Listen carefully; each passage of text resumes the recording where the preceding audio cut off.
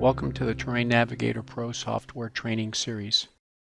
This video overviews how to create layers using the Tools menu within Terrain Navigator Pro.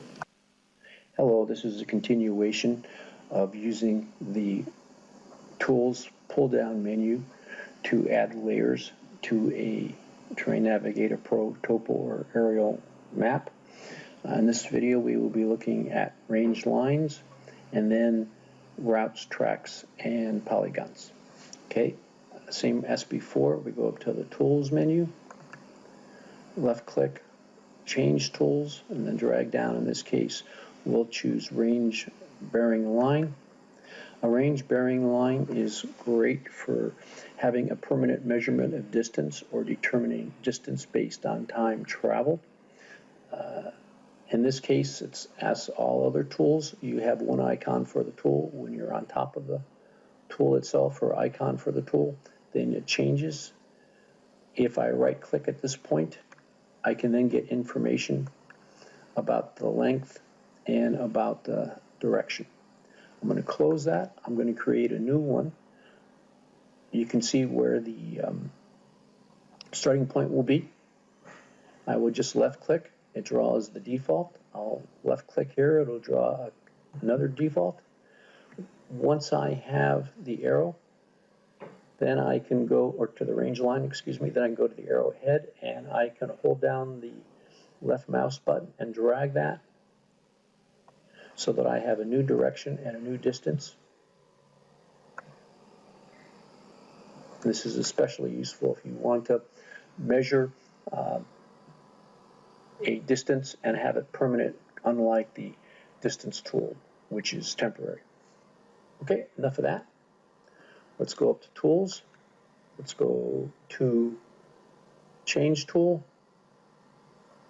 And this time we'll choose a route tool. A route is a collection of waypoints connected by lines. This one is open, where we have distance but no area. This one is closed or toggled, where we have area. Let's create one. Just left click, move your mouse to where you want, left click, move your mouse to where you want, left click, one more time, left click, and then we have to finish this by going to, well, there's two options, but we'll just go to one of the corners, one of the markers, right click, choose finish wrap. Now if we go to the corner, any one of the corners, we can get information, and it tells us the distance and heading between each of the waypoints as well as the total length. I'll close that. We'll go back to one of the corners, we'll right click, and we'll toggle the route loop.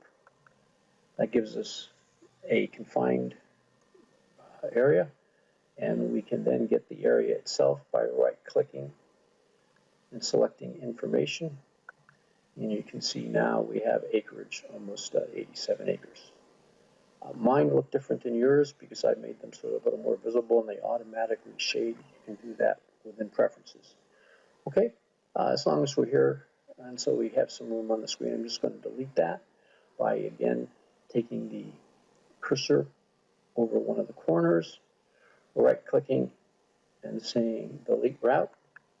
It's going to confirm that I want to delete it, and it's gone. Okay, now a track is very similar to a route in many cases, but it's also different. It allows us to draw curves, and it also allows us to import the breadcrumb or the area you've walked on with a GPS. Okay, so let's take a look at that. Tools, change tools. In this case, we'll choose track. Here is one that we brought in from the GPS we're simulating. That is along a river or creek. And here is, we walked along and simulating anyway, a contour. And both of these are very good for getting areas and lengths for irregular paths. Okay, let's go ahead and create one. We'll just left click here. If I move the mouse without holding down the left mouse button or the left click button, I get a straight line. However, if I hold down the left mouse button and move the mouse at the same time, then I can draw a curve if I want. And I'll release it. Now, once I'm on I have to finish it as with the route, so I just go over the line, one option, finish the track. I have a starting and ending point. This is the ending point. If I right click any place on the line, I can get the distance, and it's unclosed. I'll close that right now. And then if I want to loop it, I go to any place on the line, right click, toggle loop, and now it's closed. And then want to go to any place on the line and right click and get information. I get the acreage, which is almost 43 acres.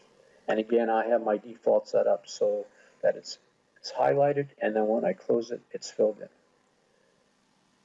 Okay, let's take a look at polygons. Tools, change tools, polygons. Polygon by default is automatically an area, and here is one here.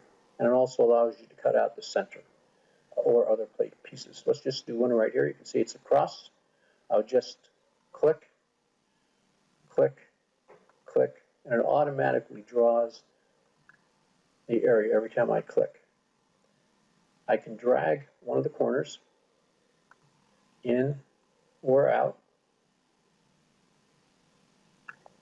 When I'm done, I hit finish, and I can get information by just clicking anywhere. By right-clicking anywhere inside the polygon, get information. It gives me acreage, 49 acres and change. I'll close that. Now you see I have an option of cutting a hole. I'll just click on that, and as if there is an area that's sensitive or an area that is not plantable, I'll just click, click, click, click, and it actually makes a polygon within a polygon, and then that acreage is subtracted from the total. So I just say finish. And that's an overview of using range lines as well as routes, tracks, and polygons. We'll be following this up with additional videos on each of these individually. Thank you for your time. Thank you for watching this video regarding Terrain Navigator Pro. To learn more, please visit terrainnavigator.com or call 1-800-627-7236 extension 204.